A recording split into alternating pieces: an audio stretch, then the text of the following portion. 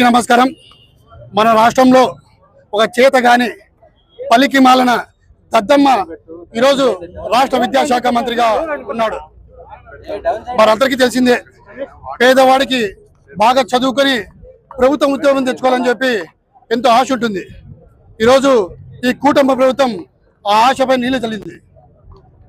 ఎలక్షన్ల ముందర ప్రతి ఊరు తిరుగుతూ నారా లోకేష్ గారు యువగలం అనే పాదయాత్ర ఏర్పాటు చేసుకుని ప్రతి ఊరు తిరుగుతూ యువతకు సంబంధించి ఎన్నో హామీలు ఇవ్వడం మనందరూ చూసాం. అదే ఆ యువత అందరూ కూడా వారి ఏవైతే హామీలు ఇచ్చారో అవన్నీ నమ్మి ఈరోజు మనం చూస్తే 160 పైసలకు సీట్లు ఇచ్చేది కూడా మనందరికీ తెలిసిందే. కానీ ఎలక్షన్లు గెలిచిన తర్వాత ఏ విధంగా యువతని మోసం చేశారో కూడా మనందరికీ కూడా చూస్తూ ఉన్నాం. యువత అందరూ కూడా ఆశపడ్డారు, కూటమి ప్రభుత్వం భారీ మేయర్తో గెలిచింది, మా అందరికి కూడా న్యాయం జరుగుతుంది అని చెప్పి చాలా కూడా ఆశపడ్డారు. కానీ ముఖ్యమంత్రి అయిన తర్వాత కూడా ఆయన మొదటి సంతకం ఆయన తండ్రి కూడా మొదటి సంతకం టీఎస్ఏపీని పెట్టారు. అప్పుడు కూడా మనందరూ చూసాం, యూత్ అంతా కూడా పెద్దగా ఆశపడ్డారు, ఏమో మాకు న్యాయం జరుగుతుందేమో, మా అందరికి కూడా ఉద్యోగాలు వస్తాయని చెప్పి చాలా ఆశపడ్డారు. తెలుసు వాళ్ళందరికీ తెలుసు అది, ఎందుకంటే ఇది వెన్నుపోటు ప్రభుత్వం కదా, మాకేమైనా వెన్నుపోటు పరుస్తారని ఆశ కొద్దిగా ఏడో చిన్న అనుమానం అయితే ఉండేది. అన్నట్లుగానే ఈరోజు ఏదైతే బ్రాండ్ అంబాసిడర్ వెన్నుపోటుకి బ్రాండ్ అంబాసిడర్ ఉన్నారో చంద్రబాబు నాయుడు గారు రాగానే ఏ విధంగా పిల్లనిచ్చిన మామకి ఏ విధంగా పోటు పొడిచి అన్ని పైకి పంపించాడో అదే విధంగా యూతులందరినీ కూడా వెన్నుపోటు పడతామని మనం అందరూ చూస్తున్నాం. ఏదైనా కూడా ప్రభుత్వం ఒక ఉద్యోగం ఇవ్వాలంటే ఒక ప్రాసెస్ ఉంటుంది. ఆ ప్రాసెస్లో భాగంగా నోటిఫికేషన్ ఇచ్చిన తర్వాత ఎగ్జామ్ పెడతారు. ఆ ఎగ్జామ్ పెట్టిన తర్వాత మెరిట్ లిస్ట్ కూడా బయటకు ఇచ్చే పరిస్థితి ఉంటుంది. ఆ మెరిట్ లిస్ట్ ప్రకారంగానే ర్యాంకుల ప్రకారంగానే ఉద్యోగాలు ఇచ్చేది కూడా మనం ఎక్కడైనా ఏ ప్రభుత్వంలో అయినా కూడా గత ప్రభుత్వంలో కానీ ఏ రాష్ట్రాల ప్రభుత్వంలో కూడా మనందరూ కూడా చూసాం. కానీ ఈ ప్రభుత్వంలో నోటిఫికేషన్ ఇచ్చారు కానీ ఎగ్జామ్ రాశారు కానీ మెరిట్ లిస్ట్ అయితే బయట పెట్టాలి. అందులో ఏం మతలబ్ అని చెప్పి నిరుద్యోగులందరూ కూడా ప్రశ్నిస్తూ ఉన్నారు. ఈరోజు 1,00,000 పైచులకు నిరుద్యోగులందరూ కూడా ఈరోజు వెన్నుపోటుకు లోనయ్యారు. వాళ్ళందరి తరఫున కూడా వైఎస్ఆర్ కాంగ్రెస్ పార్టీ నిలబడతా ఉంది. మేమందరూ కూడా చూసాం, ఏదైతే నారా లోకేష్ హామీ ఇచ్చారో అవన్నీ కూడా నెరవేర్చాలి. నారా లోకేష్ గారు ఒకటే చెప్తా ఉన్నారు, డిఎస్సి ఎక్కడా కూడా అవకతవకలు జరగలేదు, అన్ని కూడా బాగా జరిగినాయి. కానీ అవకతవకలు జరిగినాయి వాస్తవం కాబట్టి మేము అందరూ ఒకటే వాళ్ళు డిమాండ్ చేస్తూ ఉన్నాం. సిబిఐ ఎంక్వైరీ చేయండి, అది వాస్తవమా కాదా అని చెప్పి నిరూపణ అవుతుంది కదా. మేము ఒకటే చెప్తా ఉన్నాం, నారా లోకేష్ గారు ఏవైతే ఇది వాస్తవం కాదు అని చెప్తారో ఆయన వెంటనే ఆయన రాజీనామా చేసి ఆయన పదవికి సిబిఐ ఎంక్వైరీ చేసి ముందరకు వస్తే బాగుంటుందని చెప్పి మేమందరూ కూడా అడుగుతా ఉన్నాం.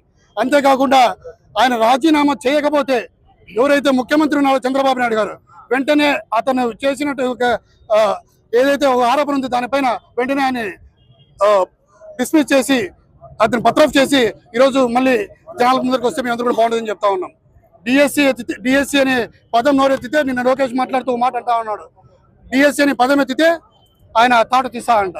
మేమందరూ ఒకటే చెప్తా ఉన్నాం, నీ రెడ్ బుక్కి ఇంకా 3 సంవత్సరాల టైం ఉంది, లేదా 2.5 సంవత్సరం అనుకో.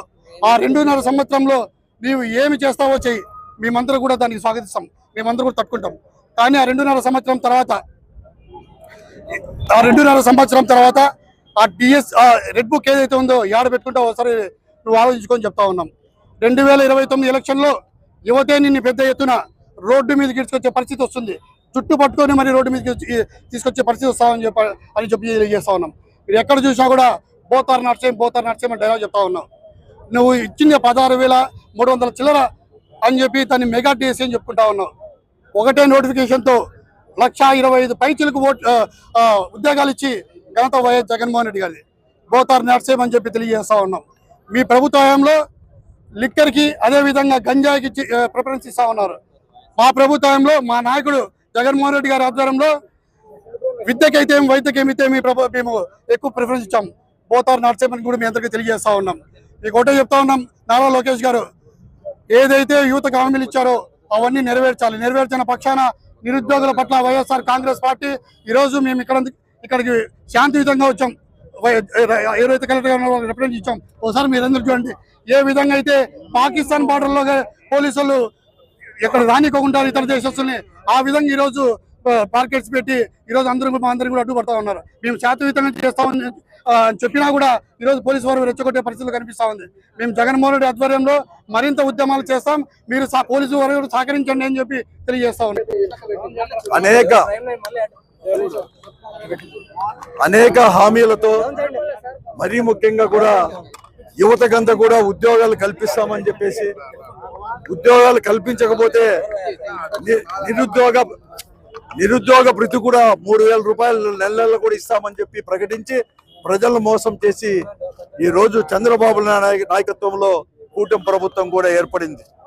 ఈ కూటమి ప్రభుత్వంలో తెలుగుదేశం పార్టీ నాయకత్వంలో భారతీయ జనతా పార్టీ కావచ్చు, జనసేన పార్టీలు ఇవన్నీ కూడా ఉన్నాయి. అందరూ కలిసి హామీలు ఇచ్చేసి ప్రభుత్వంలోకి వచ్చిన వెంటనే, ముఖ్యమంత్రిగా ప్రమాణ స్వీకారం చేసిన వెంటనే కూడా మెగా డిఎస్సి కూడా నిర్వహించి వారికి అందరికి కూడా ఉద్యోగాలు ఇస్తామని చెప్పేసి ఈ ప్రభుత్వం కూడా ప్రకటించింది. మెగా డిఎస్సి కాదు కదా, దగా డిఎస్సిగా మార్చారు. ఈ నిరుద్యోగ యువకుల పట్ల ముఖ్యంగా డిఎస్సి అభ్యర్థుల పేరిట కూడా ఈ రోజు ఎంతో కూడా దగా కూడా చేయడం జరిగింది. ఈ రోజు మెగా డిఎస్సి పేరిట పరీక్షలు నిర్వహించి మొట్టమొదటిగా కూడా 25,000 ఉద్యోగాలు ఉన్నాయని చెప్పేసి ప్రకటించి మళ్ళా కూడా తుదకు 16,340 మంది ఉద్యోగులు మాత్రమే ఉన్నాయని చెప్పేసి నోటిఫికేషన్ ఇచ్చి పరీక్ష నిర్వహించి తర్వాత రిజల్ట్ రాకమునిపే వారందరికి కూడా మెరిట్ లిస్ట్ కానీ సెలెక్టెడ్ లిస్ట్ కానీ ప్రకటించక మునిపే ఎవరైతే అభ్యర్థులు ఉన్నారో అభ్యర్థులందరికీ కూడా సర్టిఫికేట్ల యొక్క చేసి నిర్వహణ చేస్తామని చెప్పేసి పిలిచి పరిశీలన చేస్తామని చెప్పి పిలిచి పరీక్ష చేసిన తర్వాత వారందరూ కూడా మెరిట్ లిస్ట్ లో లేరని చెప్పి మెరిట్ లిస్ట్ ప్రకటించుకోకుండా కేవలం డైరెక్ట్ గా వారికి కావలసిన వారికి మాత్రమే సెలెక్ట్ అయినారు, వచ్చి చేరండి అని చెప్పేసి చెప్పడం కూడా నిజంగా కూడా ఎంతో కూడా మోసపూరితమైనది. నిరుద్యోగుల పట్ల కూడా దగా చేసినట్టు తప్ప మరొకటి కాదు. నేను అడుగుతున్నాను ఈ ప్రభుత్వాన్ని, మీకు నిజంగా కూడా నిజాయితీ అనేది కూడా ఉంటే ఈ రోజు నవీన్ అనే ఒక అభ్యర్థి, ఒక అవుట్ సోర్సింగ్ లో పనిచేసే అభ్యర్థి ఈ రోజు మొట్టమొదటిగా కూడా మెరిట్ లిస్ట్ లో మొట్టమొదటిగా కృష్ణా జిల్లాలో ఉన్నాడని చెప్పి ప్రకటించడం కూడా జరిగింది. కానీ అతనికి తీరా కూడా చేస్తే అతను అనేది కూడా ఉద్యోగం కూడా ఇవ్వలేదు. అతను ఎందుకు ఉద్యోగం ఇవ్వలేదని చెప్పి అతను కోర్టుకి ఎక్కితే ఈ రోజు ఈ రాష్ట్ర అధికారులు, ముఖ్యంగా ఉద్యోగ శాఖలో ఉండే అధికారులు, మంత్రితో సహా ప్రతి ఒక్కరు కూడా ఈ రోజు చెప్తున్నారు నవీన్ అతను వచ్చేసి ఇంటర్వ్యూకి కూడా అటెండ్ కాలేదని చెప్పి నేను చెప్తా ఉన్నారు. నేను ఒకటే ఈ ప్రభుత్వాన్ని అడుగుతున్నాను, నవీన్ అనేవాడు ఉద్యోగం పరీక్ష నిర్వహించినప్పుడు పరీక్ష విభాగంలోనే దాంట్లో కూడా ఒక ఉద్యోగం ఉండేది వాస్తవమా కాదా అని ఈ రోజు చెప్తా ఉన్నాను. ఈ రోజు అధికారులు ప్రకటిస్తున్నారే నవీన్ ఉద్యోగస్తుడు ఎప్పుడో 10 సంవత్సరాల కిందటో 8 సంవత్సరాల కిందటో రాజీనామా చేసినాడు. నేను అడుగుతున్నాను, ఎంక్వైరీ చేపించండి.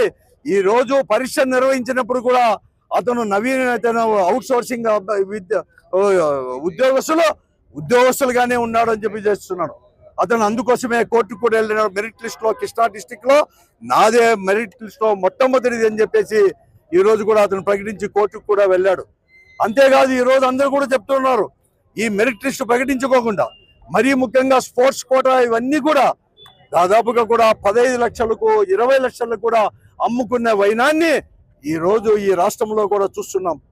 ఆలస్యంగా కూడా ఇవన్నీ కూడా బయటికి కూడా వచ్చేసాయి, లీక్ అయినాయి. అందుకోసం ఈ రోజు నిరుద్యోగ యువత రోడ్లపైకి వచ్చారు. వైఎస్ఆర్ కాంగ్రెస్ పార్టీ ఆధ్వర్యంలో ఈ రోజు యువజన విభాగం యొక్క ఆధ్వర్యంలో పెద్ద ఎత్తున రాష్ట్రంలో కూడా కలెక్టరేట్ ముట్టడి కూడా చేయడం కూడా జరిగింది.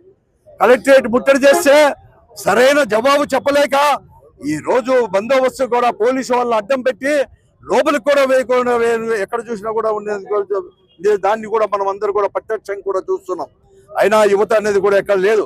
కానీ ఈ రోజు నేను అడుగుతున్నాను, ఇక్కడే కాదు ఎన్డీఏ కూటమి ప్రభుత్వం ఈ రాష్ట్రంలో ఉన్న కేంద్రంలో ఉన్నా కూడా ఎక్కడ చూసినా కూడా ఈ యువతకు కూడా మోసం చేస్తానే ఉంది. మననే జరిగిన కేంద్ర ఆధ్వర్యంలో జరిగిన నీట్ దాంట్లో కూడా లీక్ అయ్యి కూడా ఎలా కూడా దాన్ని క్యాన్సిల్ చేశారో మీకు అందరికి కూడా తెలుసు. అలాగే సిబిఎస్ఈ సిస్టమ్ కూడా ఎలా పనిచేస్తుందో కూడా ఈ రోజు కూడా తెలుసు. నేను ఒకటే అడుగుతున్నాను లోకేష్ గారిని, విద్యాశాఖ మంత్రులుగా నువ్వు రాజీనామా చేయకపోతే ఈ ప్రభుత్వాన్ని డిమాండ్ చేస్తున్నాము చంద్రబాబు నాయుడు గారిని.